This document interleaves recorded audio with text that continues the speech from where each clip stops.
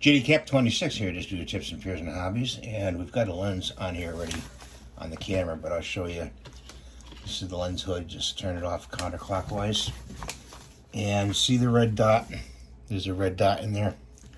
You push this button over here, okay, to dismount it. So you push the button in, and you want to tilt it down. So that's how you turn it off. Okay, so you line up the two red buttons right there and there, and push the button in, and you click it, and you put it on there like that, clockwise. Turn the camera on, make sure you get autofocus, and we'll turn it on. And we got the lens cover on, stupid of me. And you just focus, and it is focusing. The motor is working inside the lens. So just connect the red dots and go clockwise and push that button on the left.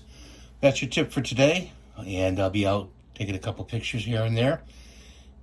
And you have a great day. Please rate and subscribe and give me the thumbs up. It really helps me pay for things like my medication and everything else.